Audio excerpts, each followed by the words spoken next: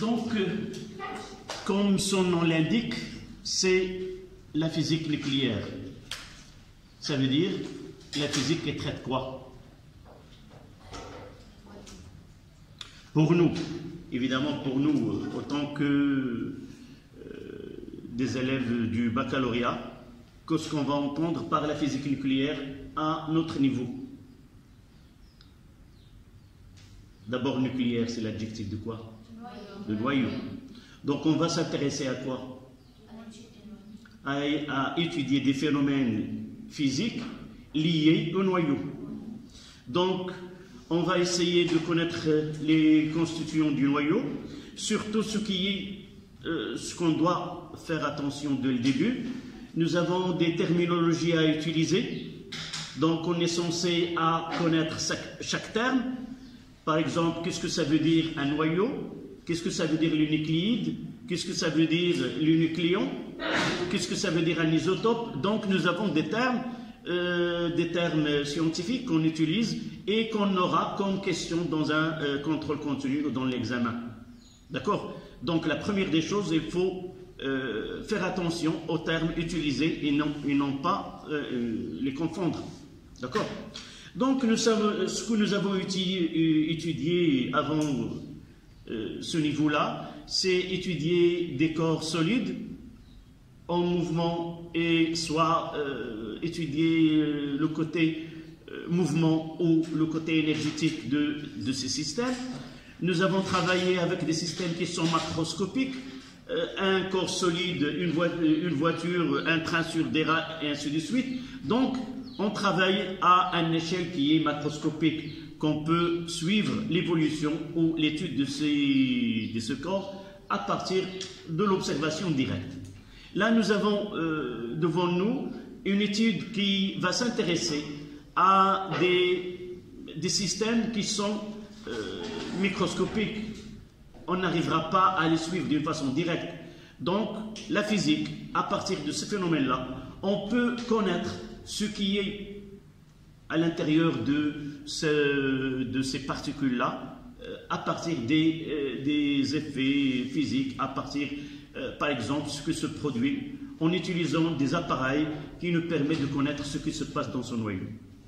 Vous avez déjà étudié la matière, elle est constituée principalement des atomes, soit que ces atomes réalisent des liaisons covalentes et on obtient des composés covalents, soit à partir des ions, on obtient des composés ioniques qui sont cristallins. Donc à partir de là, ce qui nous intéresse, c'est cet élément pour nous, qui est à partir duquel on constitue cette matière, c'est l'atome. Donc l'atome, elle est constituée de quoi? De noyaux, et autour duquel il y a le mouvement entre guillemets des électrons. Vous aurez l'occasion d'étudier ce mouvement des électrons avec une physique qui est plus évoluée que celle que nous utilisons ici, soit la mécanique quantique ou soit la physique des particules qui sont subatomiques, c'est-à-dire qui sont à une échelle plus petite que l'atome. Donc, le noyau est constitué par du nucléon, donc noyau, nucléon. Ces nucléons sont les protons et le neutron. Les neutrons sont des particules neutres, c'est de là que son nom, on l'appelle les neutrons. Et les protons, ce sont des particules qui ont une masse voisine à celle des neutrons, qu'on va voir par la suite, il y a une légère différence entre les deux. Et ils sont chargés positivement. Donc, pour définir la constitution de ce noyau, les physiciens ont adopté un symbole pour ces éléments. On aura une ambiguïté de langage. Vous allez la noter au cours de cette leçon. On va utiliser le terme noyau et on va s'éloigner du terme élément chimique parce qu'on s'intéresse au noyau. Mais le symbole auquel on va donner à ces noyaux, c'est le symbole de l'élément chimique. On va voir qu'un élément chimique, c'est un ensemble de noyaux ou ce qu'on appelle des nucléides. on va définir ce terme par la suite. D'accord? Donc, 1 en chiffres romains, stabilité et instabilité du noyau.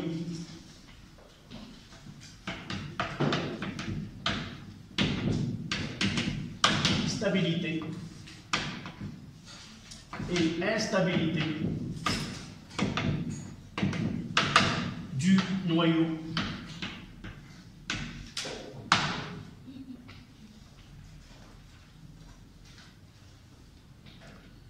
On commence par 1A, composition du noyau.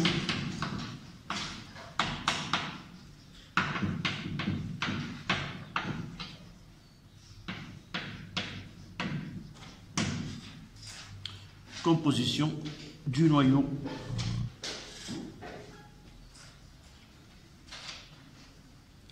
Vous allez utiliser deux couleurs pour écrire.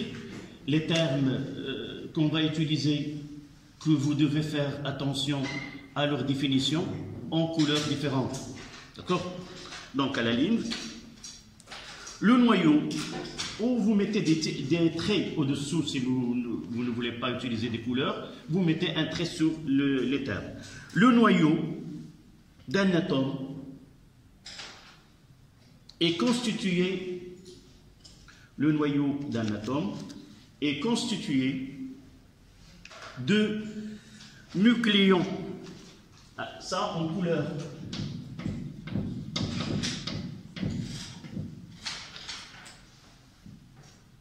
De nucléons.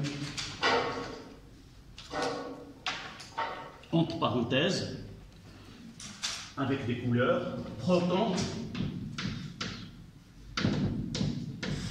et neutrons.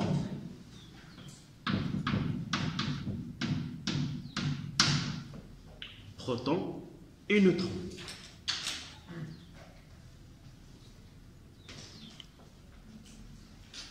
À la ligne, le noyau d'un atome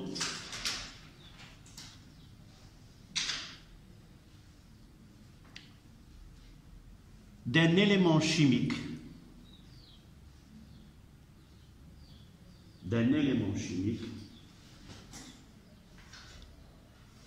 est représenté par le symbole X, A, Z.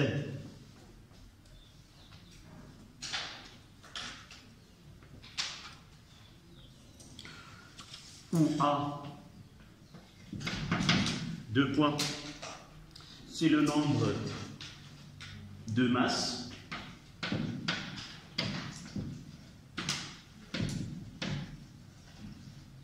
Et Z, c'est le nombre de charges.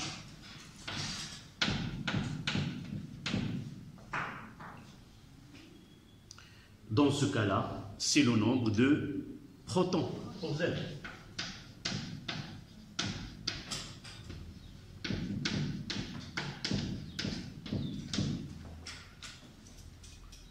Nombre de protons, on va le noter P. Et ça sera le symbole. On va utiliser C. On écrira dans une équation la présence d'un proton. Et il aura un symbole de P. Il nous reste par la suite à définir. C'est pas un noyau, mais on peut accepter une écriture de P par un symbole qui est analogue à celui d'un noyau d'un atome. Tout simplement pourquoi? Parce qu'on va écrire dans la même équation un noyau et dans cette équation il aurait un proton. Et pour faciliter les lois qui gouvernent ces transformations chimiques, on est obligé de lui donner cette écriture comme là un chiffre et là un chiffre. On verra par la suite comment on peut l'écrire dans une remarque. D'accord? Donc ne pas confondre la présence soit d'un proton, soit d'un neutron, soit d'un électron, soit d'un positron dans une équation. Il n'a pas l'identification d'un noyau, mais on accepte l'écriture de cette façon. D'accord? Donc ce A n'est autre que N plus P, Avec N, c'est le nombre de protons, et P, c'est le nombre de protons. Donc N, c'est le nombre de neutrons qui sont des particules neutres. Des particules neutres. Ils n'ont pas de charge. Et le symbole de neutron, ce symbole,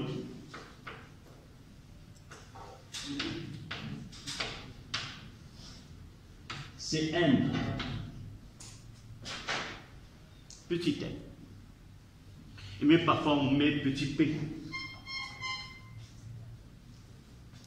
pour ne pas confondre avec, si on mettra N majuscule, on peut le confondre avec quoi? Avec le symbole de l'azote. Si on mettra P en majuscule, on le confondra avec le symbole de phosphore, et ainsi de suite. Donc, c'est pour cela, généralement, on utilise l'écriture en minuscule. Donc, A, c'est le nombre de masses, et c'est quoi? C'est le nombre de nucléons. À côté là, nombre de nucléons.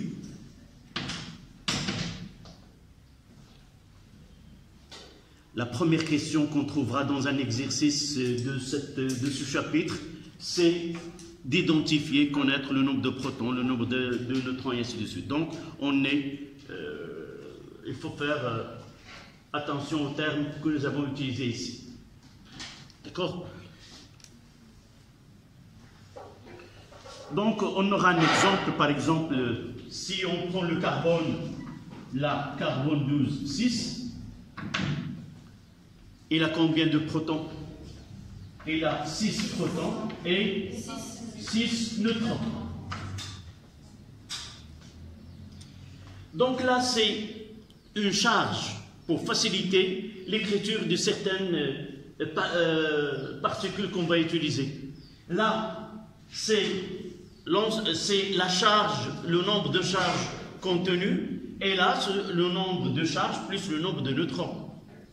Si nous essayons d'écrire le proton par cette écriture-là, qu'est-ce qu'on aura comme A et Z? Qu'est-ce qu'on aura ici? Le nombre de charges. On a un proton. Donc combien de charges est là? 1. On mettra 1. Est-ce qu'il a le proton et il a 2 neutrons? Non. Et donc A, ça sera quoi? 0 plus 1. Et voilà le symbole qu'on accepte à écrire dans une équation au cours d'une transformation nucléaire dans laquelle apparaît un proton ou, comme on va voir par la suite, pour un neutron. Qui peut me donner maintenant l'écriture de neutron? 0, là, il n'y a pas de charge. Mademoiselle, tu es d'accord? Tu es d'accord avec le 0 ici? L'en bas, le Z, c'est ça. Avant de continuer, là, nous devons remettre ces définitions en mémoire pour faciliter le suivi de ce cours. Donc, ce qui est écrit en bas, elle représente le nombre de charges. Qu'elle soit positive, on l'écrira avec un nombre positif. Si elle est négative, on l'écrira avec moins. C'est la valeur algébrique. Si vous voulez, nous donnons une extension de cette écriture. En réalité, n'est pas faite pour ces particules, mais on accepte cette écriture-là. Donc, puisqu'il s'agit d'un neutron, il n'est pas chargé, donc Z est égal à 0.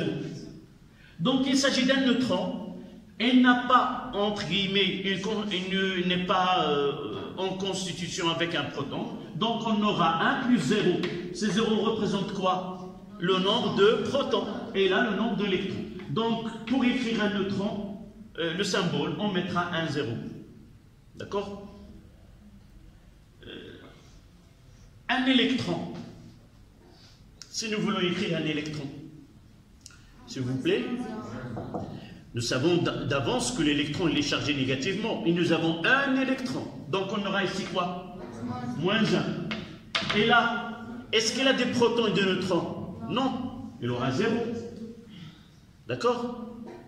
De la même façon, on va connaître ce qu'on appelle un positron, un électron négatif. Un positron, c'est la même masse, sauf que la charge de positron, il est positif. On mettra ici plus et c'est moins. Quel est le symbole? Là. 1 et là, c'est 0. D'accord? Voilà cette écriture pour des particules qui ne sont pas vraiment des éléments chimiques. Donc, nous avons écrit l'élément chimique. Donc, 1,1 et 1,2, l'élément chimique.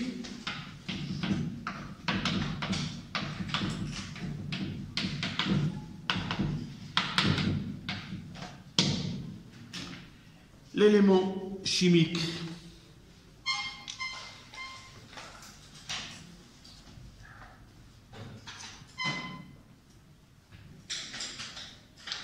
Donc l'élément chimique, c'est de façon très simple, c'est celui que nous le trouvons dans ce tableau. Tout ce que vous avez devant vous, ce sont des éléments chimiques. Et sont incorporés ou insérés dans ce tableau à partir de quoi? Le premier, il est connu par le tableau de Mendeleïev, c'est un Russe, celui qui a eu l'idée de classer ou de mettre ces éléments connus dans son époque dans un tableau qui a pris au cours des années son remplissage. D'accord? Vous l'avez étudié en première année. Donc un élément chimique, à partir de ce que vous lisez en bas, c'est Z. Donc un élément chimique en réalité, c'est tout élément qui peut être soit un atome neutre ou un ion, mais l'essentiel c'est d'avoir un Z bien donné. Par exemple, je peux dire que Cu là ou Ce2+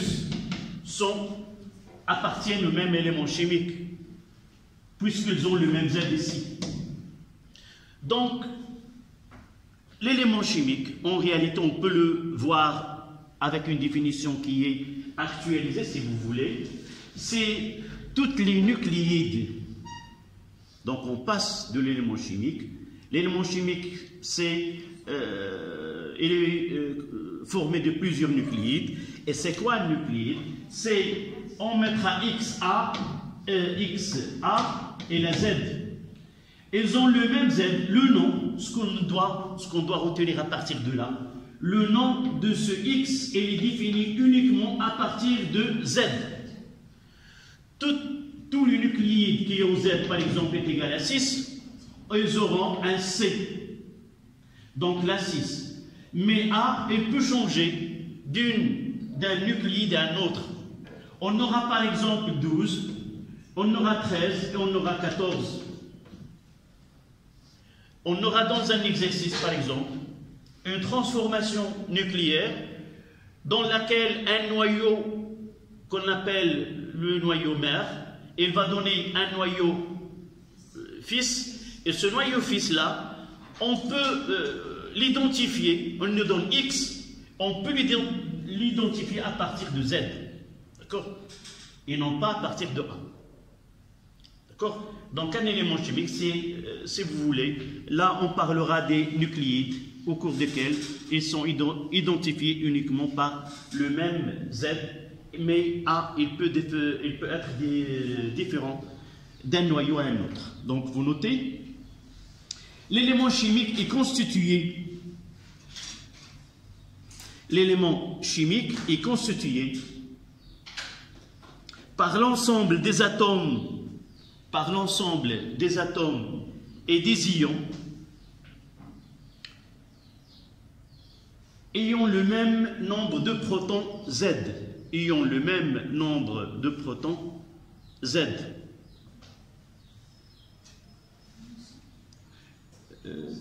L'ensemble des atomes et des ions qui ont le même nombre de protons Z. Et là aussi, ce terme-là, vous utilisez une couleur, les nucléides. 1, 3. Les nucléides. L'élément chimique ou l'عنصر الكيميائي. Nucléide en arabe, c'est pour les termes. Les nucléons, ce sont an-nuwayat. Les nucléides, ce sont an-nuwaydat. En arabe, il y a une différence entre les deux termes. Donc, nuwayat, c'est les qui كيكونوا النواة.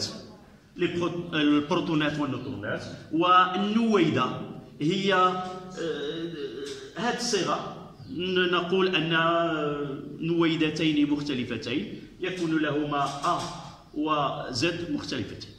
Donc, à la ligne. Dans la physique atomique,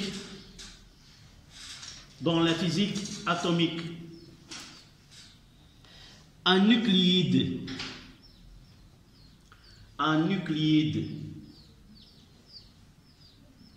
est l'ensemble des noyaux ayant le même A majuscule, ayant le même nombre de masses A et le même nombre de protons Z. Vous pouvez écrire simplement le même A, vous la notez en majuscule, et le même Z. Donc, un exemple de ce nucléide, le même nombre de masse A et le même nombre de protons Z. Donc, on aura ici, par exemple, le carbone 12, 6, le carbone 13, 6 et le carbone 14, 6 sont quoi? Du nucléide différentes, mais il s'agit du même élément chimique. Il appartient au même élément chimique. Donc, des nucléides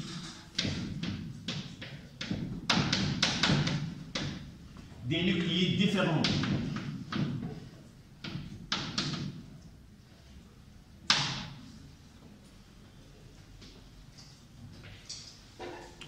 Autre, par exemple, l'hydrogène H3,1, H2,1 et H1,1. On aura l'occasion de les rencontrer. L'uranium, par exemple, 235, l'uranium 238.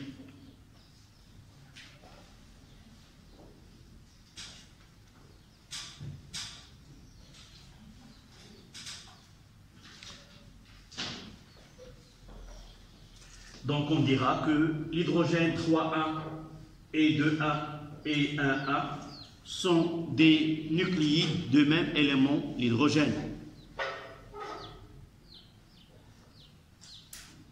Ceci nous ramène à la notion de l'isotope. Donc, dans la même ici, l'isotope. En arabe, c'est un nada'er. Qu'est-ce que c'est un isotope?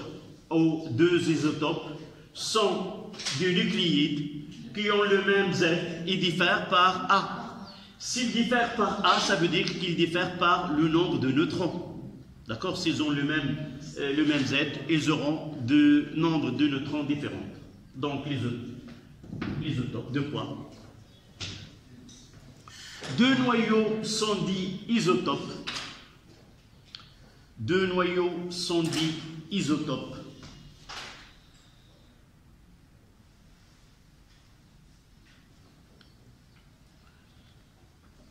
S'ils possèdent le même nombre de protons, s'ils possèdent le même nombre de protons,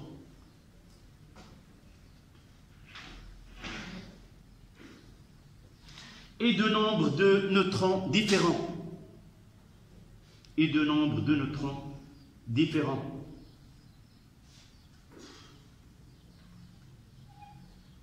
Entre parenthèses, A différent.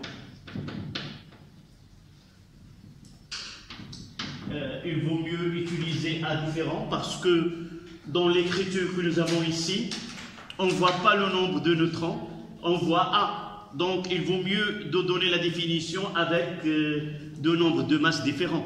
C'est facile de remarquer que A est différent d'un nucléide à un autre, et par la suite ils sont, voilà des isotopes et voilà des isotopes. D'accord? Exemple. On aura l'uranium 235 92 et l'uranium 238 92. Ce sont deux isotopes du même élément qui est l'uranium. Aussi, ces nucléides-là se représentent trois isotopes.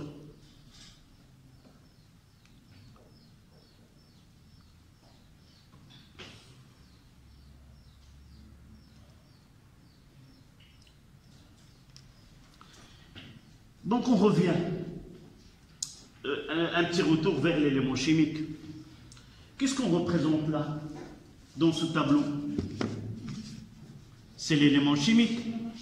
Ça veut dire quoi? Si nous prenons le carbone, on aura quoi ici? On doit faire apparaître la présence de ces trois.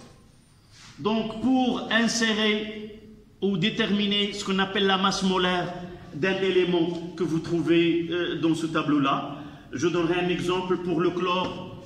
Il y a deux isotopes, c'est le chlore 35 et le chlore 37. Mais si nous cherchons la masse molaire de l'élément, on trouvera 35,5. Mais en réalité, les masses, si nous avons par exemple un seul isotope, c'est rare de trouver un seul nucléide pour un élément chimique, on aura une masse par exemple uniquement de 12. Mais si, on va voir, si la présence de ce carbone-là et de ce nucléide, ces deux, sont très rares, on aura une masse qui tombe vers 12. Donc pour insérer ces éléments-là dans le tableau, on va mettre en évidence l'abondance de chaque élément. Puisque le pourcentage de nucléides 12,6, elle est très grand.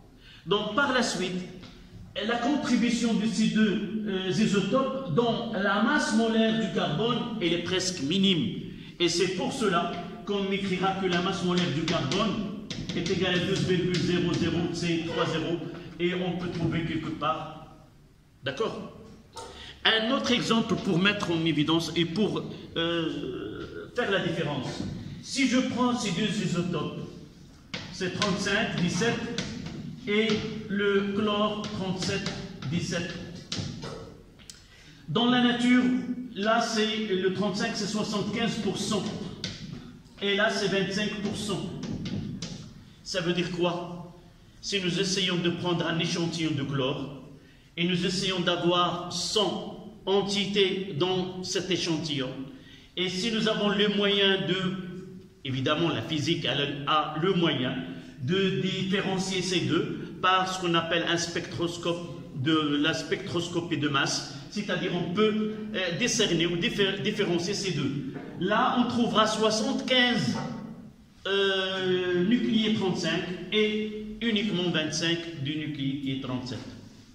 Pour connaître la masse molaire, peut-être en tronc commun vous l'avez déjà étudié, c'est 35 fois 0,75 plus 37 fois 0,25 et le résultat, ça sera la masse molaire du chlore qu'on trouvera dans les annales, dans les données, c'est 35,5 grammes mol moins.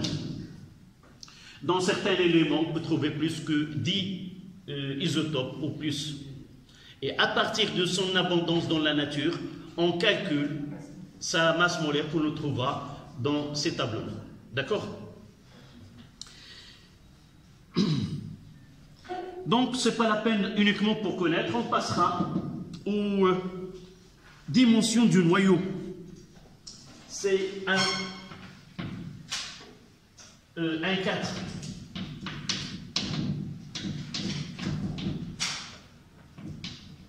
Dimension du noyau.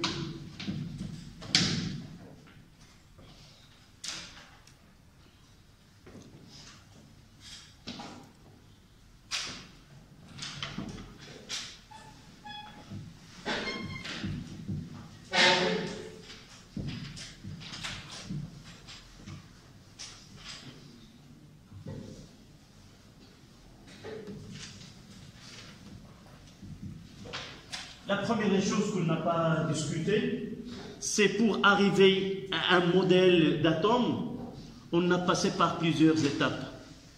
L'homme, devant des particules qui sont difficiles à observer d'une façon directe, il a imaginé comment peut être cet atome et comment il est,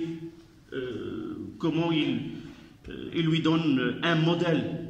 Donc, vous pouvez revoir l'histoire des sciences, comment les savants ont proposé une approche à ce noyau-là, à cet atome, mais on gardera uniquement, on prendra en considération le dernier modèle qui est adaptable à nos connaissances au lycée. Ça veut dire que ce noyau-là, il est constitué par ces nucléons, et en réalité, ces nucléons sont répartis en cortège. Parmi les théories les plus récentes, c'est que la représentation des nucléons de le noyau est semblable à la représentation des électrons autour du noyau, c'est-à-dire ils sont répartis en couches. Et parmi les savants, il y a un savant, c'est une femme, qui a eu le prix de Nobel en physique. Elle a proposé un modèle comment ces nucléons sont répartis dans le noyau, selon des couches, par un nombre bien défini dans ces couches-là. Donc pour nous, ce noyau-là, elle est le modèle, on peut le considérer comme une sphère. Et son rayon R, c'est R0 exponentiel, c'est R0 A à la puissance 1, c'est R0 fois A à la puissance, la racine cubique de A. Ça, c'est un modèle, une approche. Donc, on admet que le rayon de noyau est proportionnel à la racine cubique du nombre de nucléons qui constitue.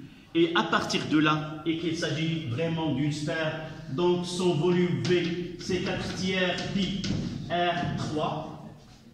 Ça veut dire que ce volume de noyau, c'est 4 tiers pi fois R0. R0, c'est une constante donnée, fois A à la puissance 1 sur 3. R0 à la puissance 3. Et là, on aura R0 à la puissance 3 fois A. D'accord? Et on peut calculer le volume. Notre titre, c'est, la première des choses, c'est admettre qu'il s'agit d'un espace de volume V. Et par la suite, on va essayer de calculer la densité ou la masse volumique d'un noyau et le comparer. D'accord? On écrira une phrase avant d'écrire ces formules. On modélise le noyau d'un atome. On modélise. Qu'est-ce que ça veut dire on modélise? On donne un modèle. Mais la réalité, c'est autre chose. C'est le plus approche à la réalité. Donc on va essayer de s'approcher à la réalité par des propositions qui sont en cohérence avec l'expérience. Donc on admet que le noyau est une sphère. Donc on modélise le noyau d'un atome par une sphère de rayon R qui varie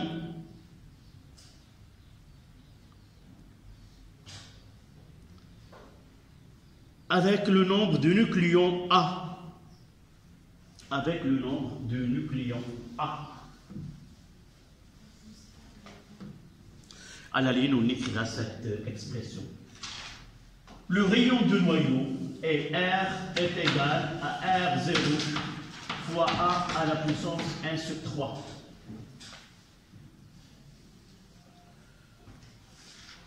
Ce R0, et là, c'est le rayon de l'atome d'hydrogène.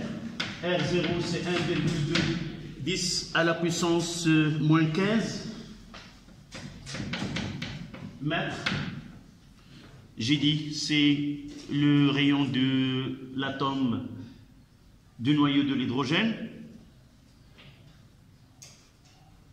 Et pour parler de dimension, là, c'est la sphère. On parlera aussi de la masse volumique, qui est égale à la masse sur le volume.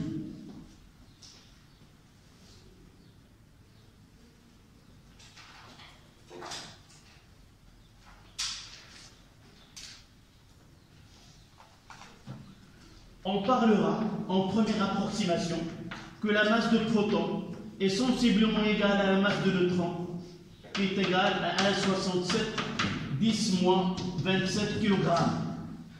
On parlera de ces notions par la suite.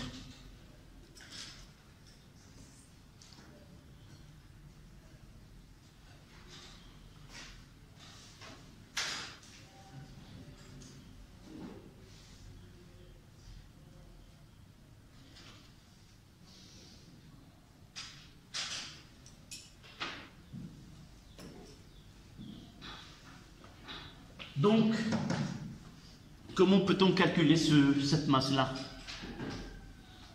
Nous avons le nombre de masses A. Donc, en réalité, la masse d'un noyau, c'est la somme de masse des protons plus la masse de neutrons. Et puisque on admet que la masse de protons est égale à celle de masse de neutrons, qu'est-ce qu'on aura, ce M là? C'est M soit de proton fois A, qui est égal à la même M de neutron fois A. Comment j'ai déterminé cela? Parce que là, c'est égal à quoi? C'est ZMP plus la masse de protons, c'est leur nombre. Leur nombre, c'est quoi? C'est A moins Z. C'est A moins Z M de M. Et puisque là, je développe là, c'est A fois Mn moins Z fois Mn. Puisque la masse de protons et de neutrons sont égaux, et les masses sont égales, alors on simplifie par ZMP moins ZMN. Il ne reste que qu'A A fois M de P. D'accord? Voilà comment j'ai arrivé à cette expression-là. Je vais revenir à ρ et je vais mettre quoi? Ρ est égal à quoi? La masse c'est A fois MP sur V, c'est 4 tiers pi R0 fois A à la puissance 1 sur 3, le tout à la puissance 3. Je vais essayer de donner la valeur, vous pouvez vous s'assurer par la suite. Vous aurez que A à la puissance 1 sur 3 à la puissance 3 se simplifie et ça donne ρ est égal approximativement, c'est 2,310 à la puissance 17. ρ c'est 2,3, c'est à peu près 10 à la puissance 17 kg. On a travaillé dans le système international, kg sur le mètre cube.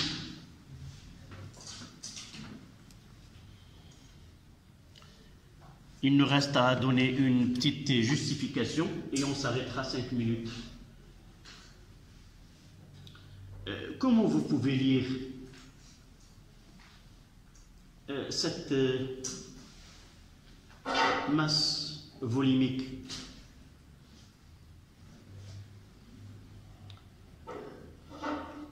C'est 1 mètre cube. C'est 1 mètre, une surface là sur le paillasse 1 mètre carré et 1 mètre de hauteur. À l'intérieur de ce cube-là, qu'est-ce qu'il y a? Combien de masse? 2 à la puissance 17. Ça veut dire combien? C'est difficile, c'est 2,3 et suivi combien de zéros? 16 zéros. Donc on constate là que la matière, le noyau, c'est une matière qui est très condensée. D'accord? On n'imagine pas dans un mètre cube mettre une telle masse qui est de 2,310 à la puissance 17. une phrase et on s'arrête. Ce qui explique que la matière nucléaire est très dense. Ce qui explique que la matière nucléaire est très dense.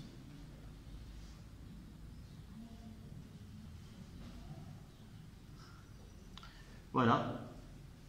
On reprend dans 5 minutes.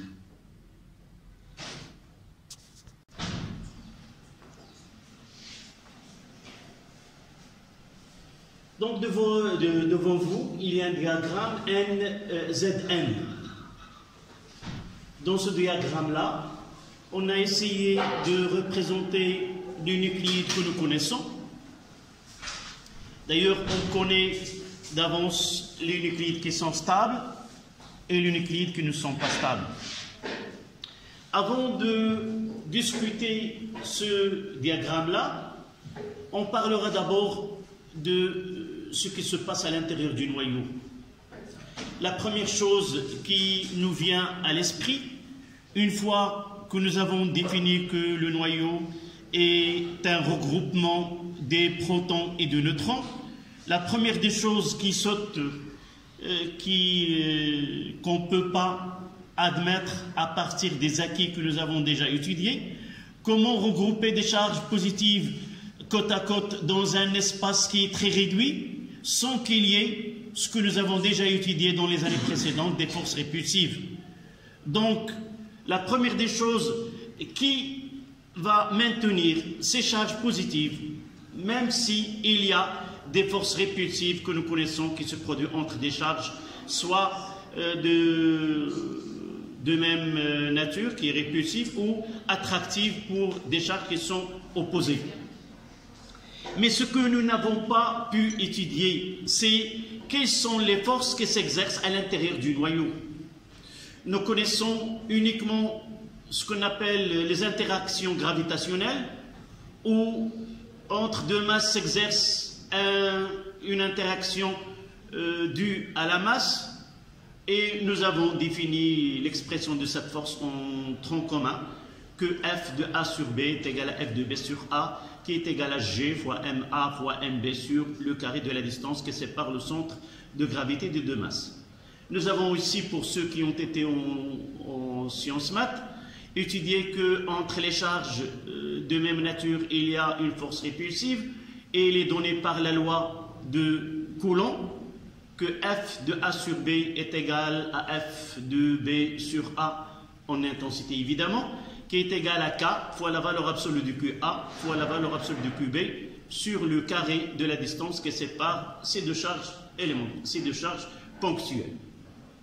Mais ce que nous n'avons pas pu étudier dans les années précédentes, c'est que, autre que ces types de forces-là, il existe dans le noyau ce qu'on appelle des forces nucléaires. En réalité, il y a 4 forces qui s'exercent à l'intérieur d'un noyau. La première, qu'on va la négliger, c'est les interactions gravitationnelles dues à la masse de chaque particule qui se trouve dans ce noyau-là, puisque la masse, elle est très petite, et par la suite, on néglige ces interactions gravitationnelles. Il nous reste une force qui est la force électromagnétique. Cette force électromagnétique, c'est elle qui s'exerce entre des particules chargées, c'est-à-dire entre des protons et aussi entre les protons et les électrons qui se trouvent autour du noyau. Le rôle de cette force-là, c'est qu'elle s'exerce entre les forces. Elle peut être soit attractive, soit répulsive. Ça dépend des charges des particules mises en jeu. Ce que nous pouvons retenir de cette force, c'est que c'est elle qui permet de garder ces électrons loin du noyau ou dans un orbite, entre guillemets, donné. Les deux forces principales, ce sont les forces nucléaires. La force nucléaire forte et la force nucléaire faible. Nous n'allons pas donner les expressions, mais uniquement nous allons donner ses effets sur le noyau. D'abord, la force nucléaire forte. C'est une force qui maintient la cohésion du noyau. Elle regroupe, il n'a aucune relation avec la charge. Et son intensité, si vous voulez, est très supérieure devant la force électrostatique qui s'exerce contre les charges. Donc, l'existence de cette force nucléaire qui est forte, il l'emporte devant la force due aux interactions électrostatiques. Donc, cette force-là, c'est elle qui maintient la cohésion et la coexistence de ces charges dans un espace très réduit. Et d'ailleurs, elle est forte. Si nous arrivons à rompre cette force, il va nous communiquer une énergie qui est énorme. On va voir par la suite que cette énergie due à désintégrer un noyau ou le scinder, ça nous donne une énergie qui est énorme, ce qu'on appelle l'énergie nucléaire. L'autre force, là, cette force-là qui est forte, on ne peut pas dire qu'il est malheureusement où nous avons de la chance. Nous avons de la chance d'un côté énergétique que son action, elle est réduite à un espace qui est très petit. Ça veut dire quoi? Ça veut dire tant que le noyau il est petit, tant que cette force elle est grande, et il maintient sa composition, quelle que soit sa composition d'une façon définitive. Ces noyaux dans lesquels cette force maintient cette cohésion, on dit qu'ils sont des quoi? Des noyaux stables. Stable, ça veut dire quoi? La composition du noyau ne change pas au cours du temps. D'accord? Un exemple, par exemple, le carbone 12. Jamais le carbone 12,6 va subir une désintégration où il va essayer de changer de forme, de passer d'un noyau à un autre. Donc, cette force-là n'a pas un champ d'action qui est très grand. Plus le noyau gagne en protons et en neutrons, plus elle est grande, plus que la force devient incapable de maintenir cette cohésion et cette stabilité. Dans ce cas-là, ce noyau-là, il va être instable. S'il est instable, l'autre force que nous avons dit, c'est la force nucléaire faible, c'est elle qui va faire son travail. Elle va essayer de réarranger, si vous voulez, ce noyau, de telle façon à obtenir un noyau fils qui est plus stable que le noyau mère, où elle peut être ce qu'on appelle une désintégration successive et finira par obtenir à la fin un noyau qui est stable. Donc la force nucléaire forte maintient la stabilité et la cohésion du noyau. S'il n'arrive pas à faire ce travail-là, c'est l'autre force qui va prendre la relève et il va essayer de mettre ce noyau dans une transformation qu'on appelle transformation nucléaire, de telle façon à donner ce qu'on appelle une activité, il va nous donner de la radioactivité, c'est-à-dire l'émission des particules à partir du noyau, soit ce qu'on appelle alpha, soit bêta moins ou bêta plus. Mais on va essayer de voir le rôle de cette force qui est nucléaire faible, c'est de nous donner une explication comment, à partir d'un noyau, il y a émission d'un électron ou émission d'un positron. Évidemment, le noyau ne contient que des neutrons et de protons. Comment il peut nous donner l'apparition d'un électron ou d'un positron? C'est le rôle de cette force-là qui donne, essayer de réarranger, si vous voulez, ce que se passe dans le noyau. Donc, on va voir sur ce diagramme-là, là c'est Z et là c'est N, le nombre de protons et le nombre de neutrons. Ce que vous voyez en couleur, ce sont des noyaux dans des zones de stabilité différentes. Donc la première des choses, c'est, là nous savons à l'avance, nous avons essayé de faire, si vous voulez, un schéma. On vous donne des noyaux et vous allez les placer. Par exemple, celui-là, ça sera pour Z10 ou pour N10. Donc, lorsque nous avons mis sur ce diagramme tous les nucléides que nous connaissons, on va essayer de discuter sa stabilité. Nous avons la première des choses, distinguer trois zones. D'abord, pour Z inférieur à 20, nous voyons que cette zone-là, c'est la zone de stabilité, en noir. Ça veut dire, pour des nucléides qui ont Z inférieur à 20, ceux qui sont stables ont le nombre de protons presque égal au nombre de neutrons. Par exemple, nous prenons le carbone 12 et la Z est égale 6 et le nombre de protons 6. Si nous prenons l'hélium 4, 2, nous aurons Z est égal à 2 et le nombre de neutrons est égal à 2. Donc, pour ce nombre, là, cette droite-là qui N est égale à Z, on va voir que la zone de stabilité là, qui est en noir au milieu, il y a des éléments qui sont au-dessus de cette zone de stabilité, et il y a des éléments qui sont au-dessous de cette zone de stabilité, avec des colorations différentes. C'est-à-dire, nous avons ici trois types de coloration.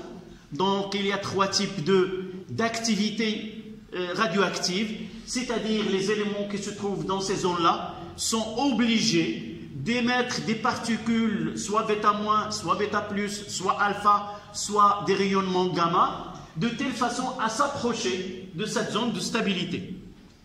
D'accord?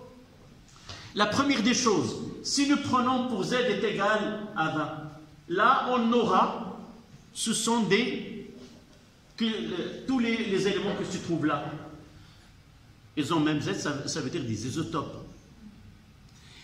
Et celui qui est là, par exemple, nous prenons 20, celui-là.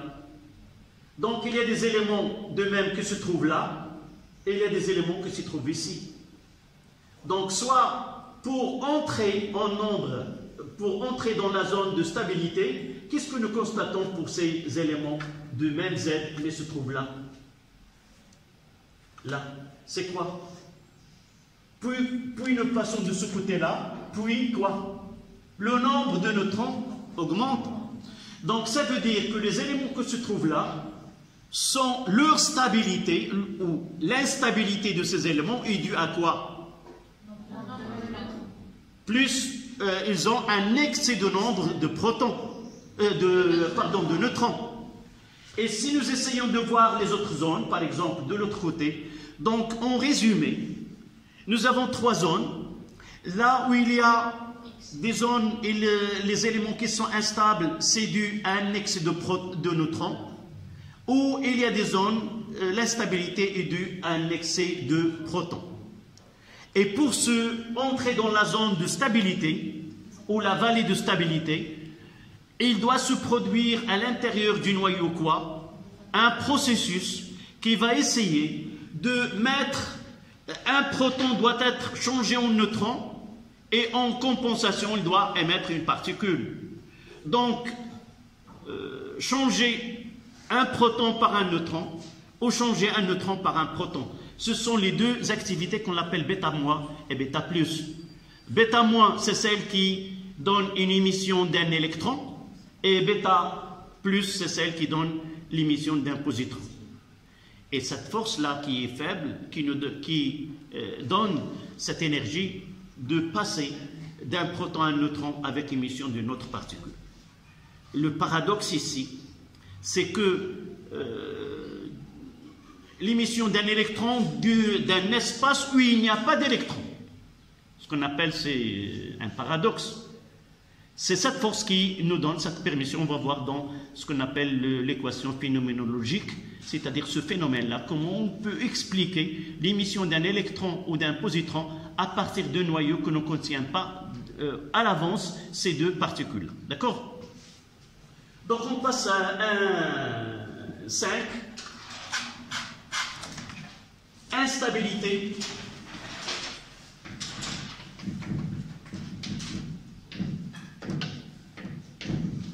Du noyau.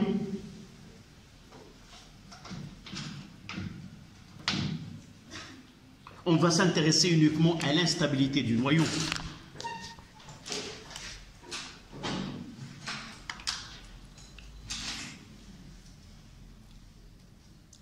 D'abord, la première des choses, si nous revenons au nombre de nucléides que nous connaissons, il y a presque ou plus que 2700 nucléides. Tous, on peut les regrouper là. Et il y en a ceux qui sont naturels, on le trouve dans la nature, et il y en a ceux qui sont artificiels, qu'on peut les entre guillemets, préparer dans un laboratoire. On l'appelle des noyaux artificiels. Dans tous ces nucléides, la majorité des noyaux sont stables. Et ceux qui ne sont pas stables ou instables, c'est uniquement au voisinage de 50 nucléides. Ces 50 nucléides, c'est elles qui se répartissent dans ce tableau et qui présentent une activité radioactive. D'accord? Donc pour nous, on dira que la cohésion du noyau il est assurée par 3 forces, et une force il maintient cette cohésion. Tant que cette force il n'est pas capable de maintenir cette cohésion, alors l'élément s'appelle un élément radioactif et présente des activités radioactives. Donc vous notez, la cohésion du noyau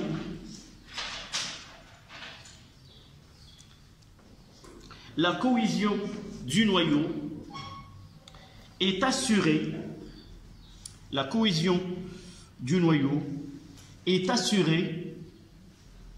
principalement de 3 forces.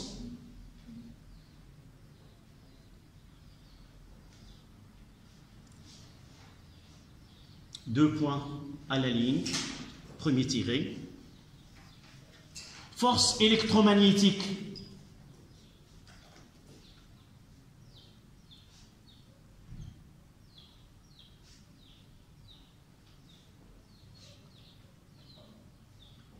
Qui s'exerce entre des particules chargées.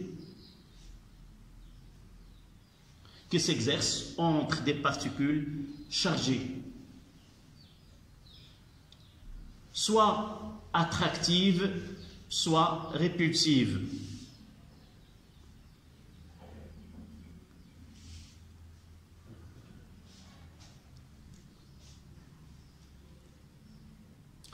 C'est pas la peine de dire que cette force, c'est elle qui rend ou qui maintient ces électrons dans leur orbite. Donc pour nous, c'est uniquement, on parlera de cette force qui s'exerce entre des particules chargées, mais ce qui nous intéresse, c'est les deuxième tiré. Force nucléaire forte.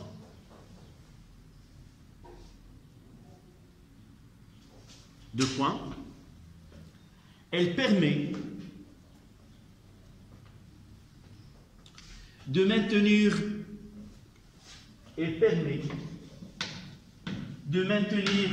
la cohésion. En arabe, at-tamasuk. Elle permet de maintenir la cohésion et la stabilité du noyau. D'une autre manière, regrouper ces nucléons dans un espace qui est très réduit.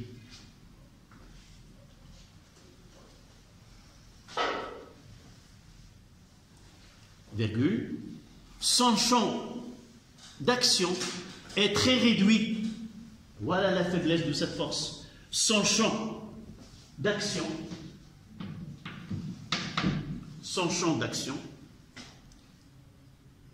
est très réduit.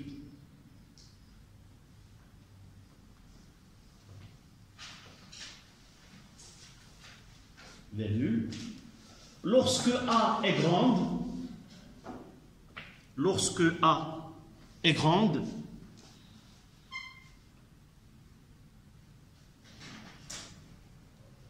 le noyau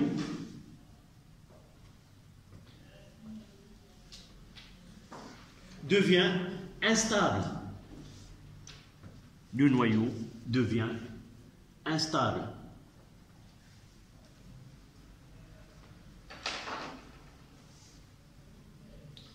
Point à la ligne. De troisième tiré. Force nucléaire faible.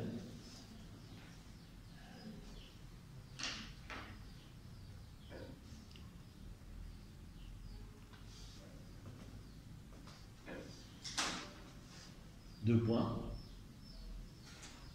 Cette force permet, ou cette force, si vous avez mis en pluriel, vous mettez C. Si vous n'avez pas mis le pluriel, vous mettez cette force. Cette force permet de conduire le noyau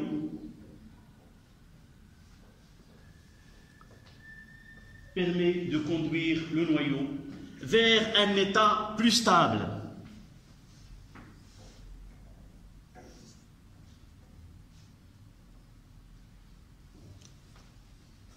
Vers un état plus stable.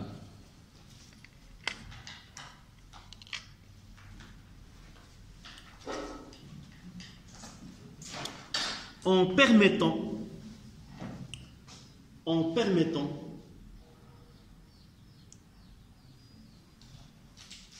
de convertir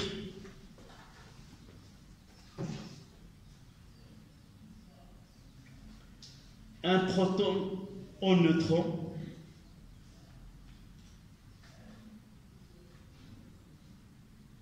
ou un neutron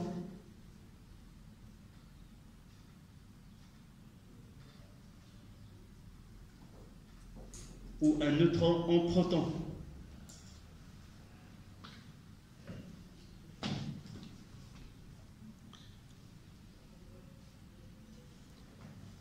Entre parenthèses, on va la noter dès maintenant. Bêta moins et bêta plus, ce sont les activités radioactives.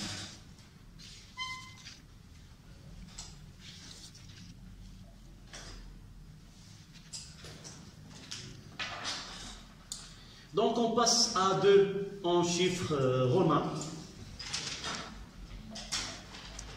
La radioactivité.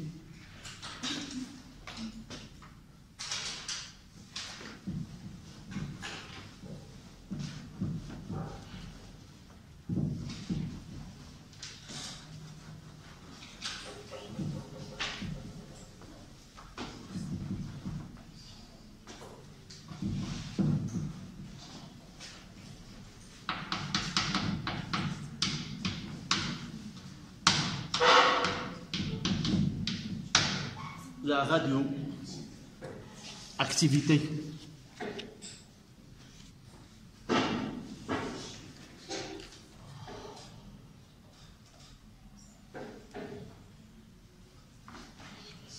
De 1.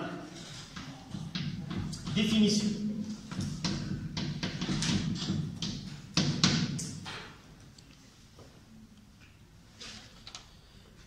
Donc on va s'intéresser uniquement au noyau qui présente une instabilité et par la suite, quelles sont les transformations nucléaires qui sont mises en jeu au cours de ces transformations, allant d'un noyau qui est instable vers un noyau qui est stable, soit en une étape ou selon plusieurs étapes, ce qu'on appelle des réactions qui sont en chaîne.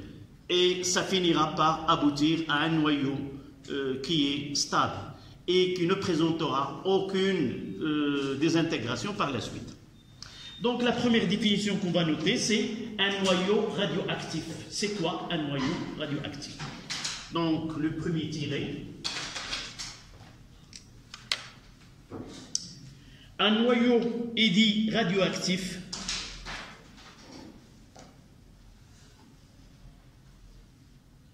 un noyau est dit radioactif, comme ça se prononce, est un noyau instable. Est un noyau instable qui se désintègre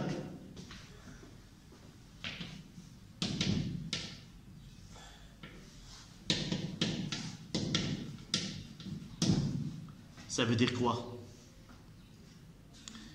يتفكك أو ينشطر أو se scelle, d'accord? Qui se désintègre spontanément en émettant une particule qui se désintègre en émettant une particule.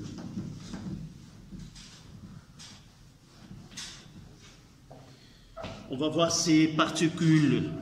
Le terme particule, ça veut dire que ce qui sort, ou évidemment ce qui est éjecté du noyau, il a une masse. Donc le terme particule, c'est une entité qui a une masse, d'accord? Mais il peut être l'émission d'une onde électromagnétique, c'est-à-dire une onde qui a une fréquence très grande, ce qu'on appelle les rayonnements gamma. On va le voir par la suite. D'accord? Donc, à la ligne, deuxième tiré, la radioactivité,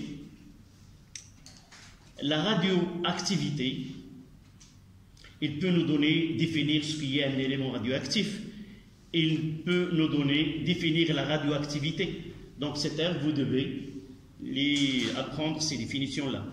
La radioactivité est une désintégration naturelle.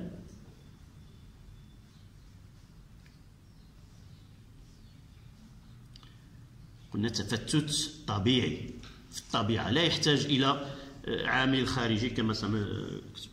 C'est une désintégration naturelle d'un noyau radioactif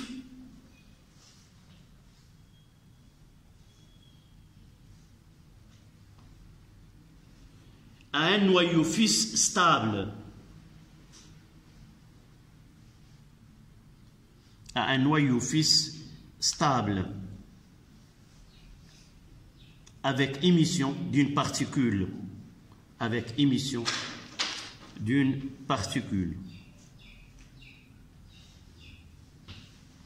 On peut noter l'équation que AZ, il peut nous donner Y A', Z' plus une, on mettra X1, A1, Z1, et là, pour simplifier, X2, A2, Z2, et là, XA3, Z3.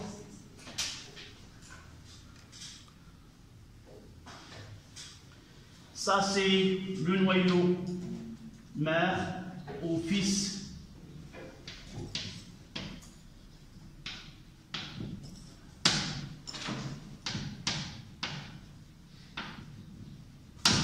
Et là, c'est la particule.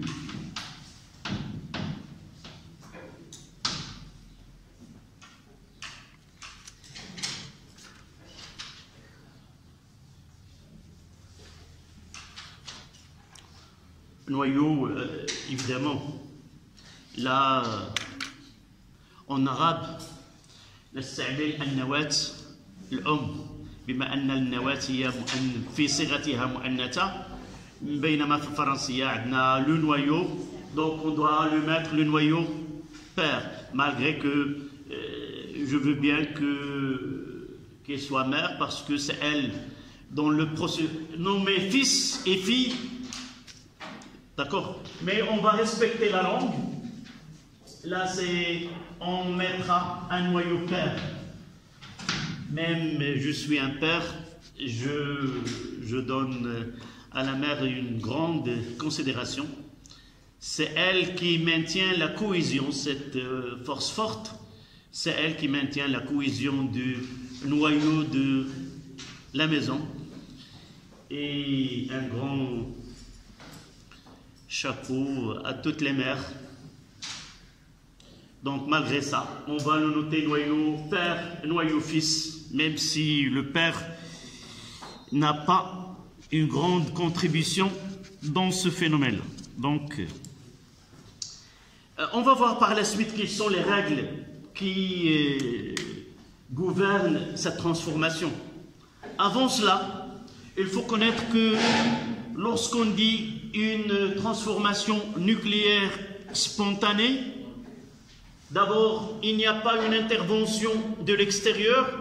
N'oubliez pas que tout à l'heure j'ai dit il y a une force nucléaire qui est faible, mais cette force nucléaire faible est de l'intérieur. Donc il n'y a pas une force extérieure qui oblige ce noyau à se désintégrer. D'accord? Donc cette transformation-là, elle est spontanée, naturelle et aussi aléatoire. هو تفتت طبيعي تلقائي عشوائي. Ça veut dire quoi? À l'échelle d'un noyau, on ne peut pas prédire à quel instant ce noyau-là, elle va se désintégrer et donner un noyau fils et une particule. À l'échelle d'un noyau. Mais on va voir par la suite. Les mathématiques, vous avez étudié les phénomènes aléatoires et la probabilité. Il y a des lois qui gouvernent des phénomènes qui nous apparaissent aléatoires, mais ils suivent des lois mathématiques. Et on parlera par la suite. Tant que le phénomène est aléatoire, mais lorsque le nombre de constituants de ce système-là est grand, on peut prédire la façon dont laquelle ce système évolue. Toujours, je donnerai un exemple. Je peux, dans les rues, passer et demander à quelqu'un le vendredi, qu'est-ce que tu as pris aujourd'hui? Il peut me répondre, je n'ai pas encore pris mon déjeuner. Quelqu'un, il peut me dire, j'ai pris un sandwich, et ainsi de suite. Mais si je fais une étude sur une ville tout entière, qu'est-ce que je vais trouver? Qu'est-ce que je peux trouver? La plupart, ils peuvent nous dire que nous avons pris le couscous.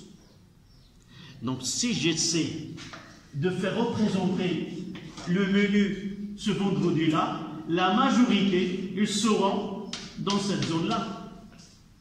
Donc, je peux dire que, même si la façon avec laquelle on peut se nourrir le vendredi, mais on peut dire dans une ville comme Tanger, la majorité des gens prennent le couscous, et même avec le petit lait comme boisson accompagnative. D'accord? Donc, ce phénomène-là, il est applicable non pas à la science pure, mais on peut le trouver dans les sciences humaines. Connaissant ce qu'on demande au Ramadan, par exemple, l'État, avec cette étude-là, il peut prédire ce qu'il doit apporter ou importer comme matière pour ne pas avoir une pénurie ou quelque chose comme ça. Donc cette étude-là, même s'il est aléatoire, mais on va voir qu'il y a une loi de décroissance radioactive pour ces éléments. D'accord? Vous mettez le point suivant, c'est 2.2. Propriété de la radioactivité. Propriété 2.2. Propriété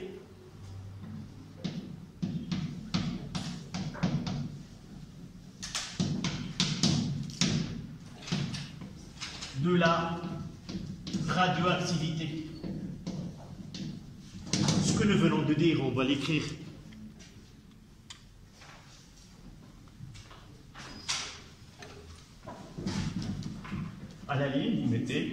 elle est aléatoire. Elle est aléatoire.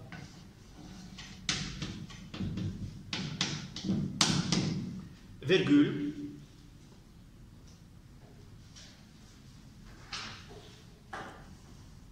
Spontanée. Qui peut nous dire, je n'ai pas écrit, je l'ai dit tout à l'heure, qu'est-ce que peut nous dire, qu'est-ce que ça veut dire aléatoire? On ne peut pas prévenir l'instant de commencement de phénomène qui accompagne la désintégration. Donc on ne peut pas connaître. On est sûr que ce noyau, il va être désintégré, puisqu'il n'est pas stable. Mais on ne peut pas connaître dans 2 jours, dans 3 jours, dans telle durée, on aura ce noyau fixe à la suite de cette désintégration. Donc, aléatoire, virgule, spontané et inévitable.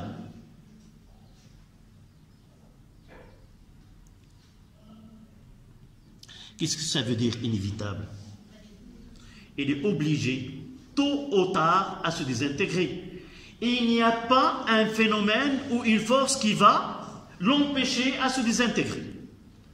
Mais le problème réside quand? Uniquement. Donc, inévitable.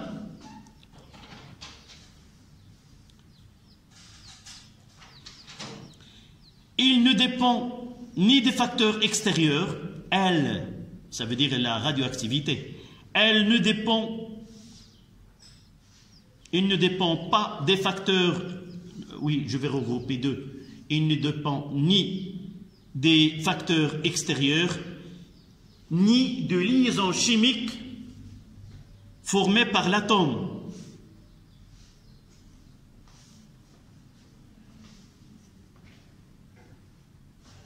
Ni la liaison chimique formée par l'atome qui contient le noyau radioactif. Qui peut m'expliquer cette dernière phrase? Formée par l'atome qui contient le noyau radioactif. Qui peut m'expliquer cette dernière phrase?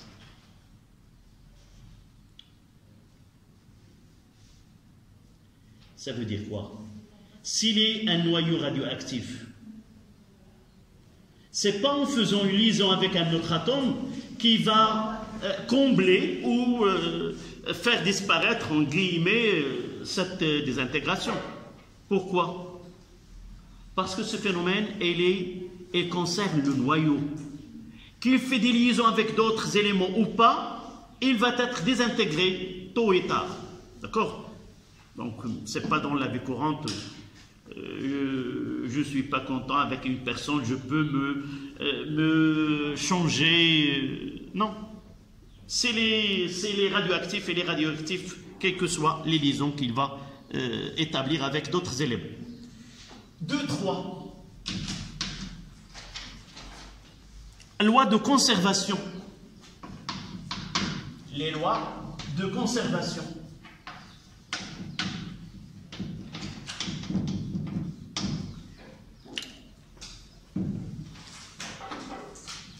La loi ou les lois de conservation.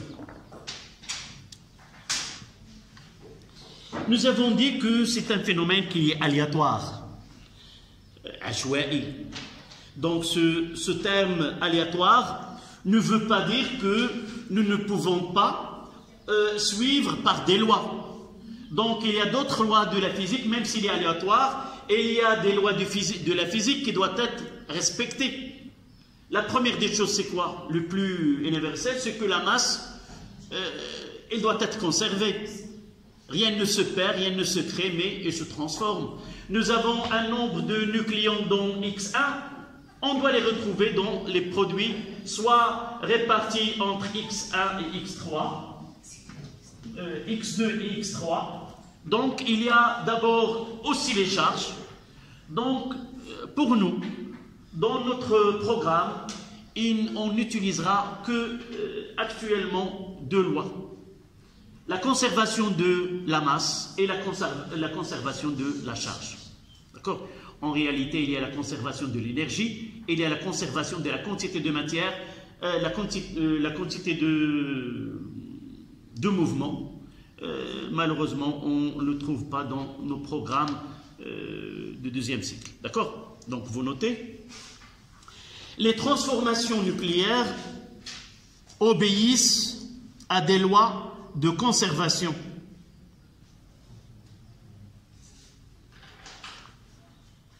Obéit aux lois de conservation appelées loi de Soddy.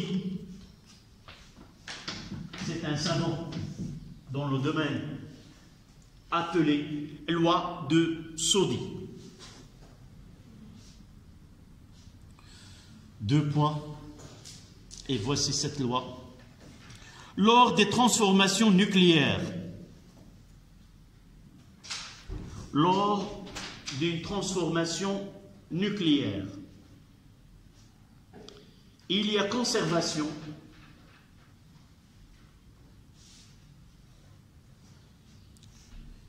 de nombre de charges Z. Il y a conservation de nombre de charges Z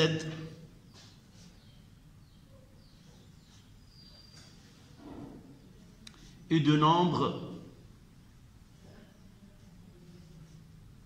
du nucléon A.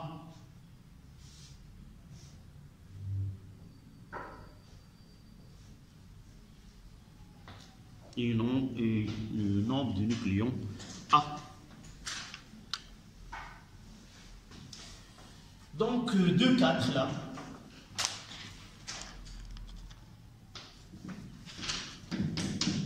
Type.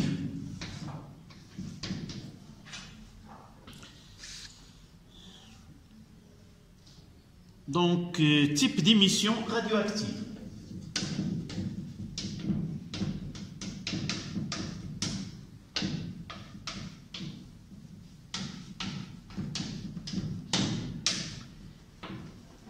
Les types d'émissions radioactives.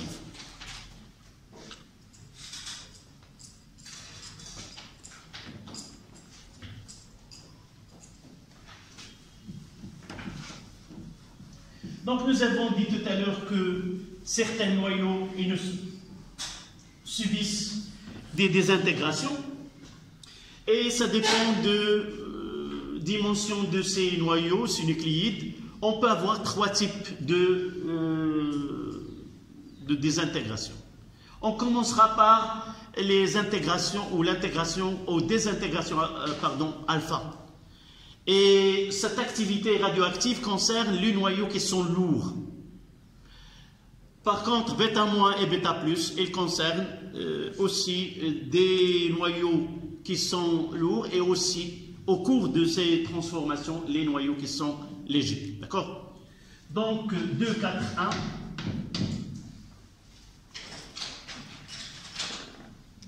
Radioactivité alpha.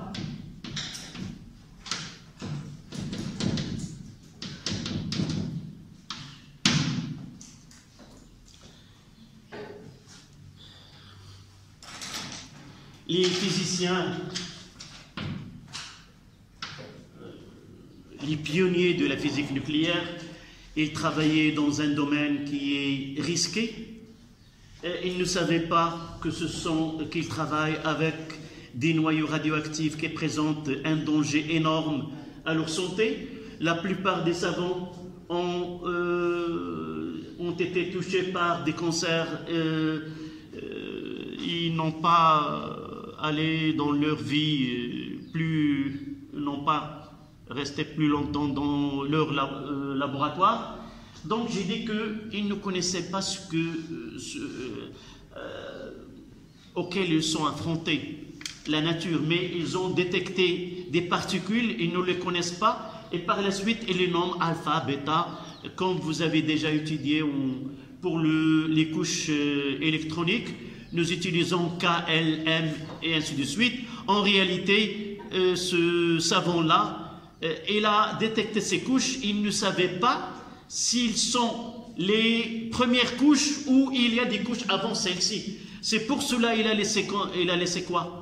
Il a laissé A, B, C, D, et ainsi de suite, pour nommer à partir de K et L, en espérant que les savants qui viennent par la suite connaissent ces couches-là et leur donnent ce A, B, C, et ainsi de suite. Par la suite, on sait que c'était les premières couches, on n'a pas changé la nomination des couches, on a gardé K, L, M, et ainsi de suite, en hommage à ce savant-là. De la même façon ici, ce sont des particules connues alpha, puis bêta, le 2B2. Nous avons la première des choses déterminer la nature de ces particules. La première des choses que ces particules alpha sont chargées positivement. On les exposait à un champ magnétique ou électrique, nous avons constaté une déviation d'un flux de ces particules. Nous avons déterminé que ce alpha n'est autre que le noyau de l'hélium, C4,2. Là, il y a une petite confusion. On va écrire dans les équations alpha comme étant He4,2, mais en réalité, c'est un noyau de l'hélium. Ça veut dire quoi? Un élève de tronc commun, lorsqu'il voit ce symbole-là, il voit dans ce symbole quoi? L'atome de l'hélium. Pour lui, il va dire que le noyau il contient 2 protons, et puisque c'est le symbole de l'atome de l'hélium, il a 2 électrons. Mais en réalité, c'est He2+. D'accord? Mais puisqu'on ne s'intéresse que du noyau, on ne parle pas de cortège électronique, et par la suite, vous allez trouver que c'est He4,2. Sans oublier que ce sont des particules, on va l'écrire simplement et simplifier l'écriture par He4,2. D'accord? Donc à la ligne, vous notez la radioactivité alpha. La radioactivité alpha concerne les noyaux lourds A supérieur à 200. Concerne les noyaux lourds.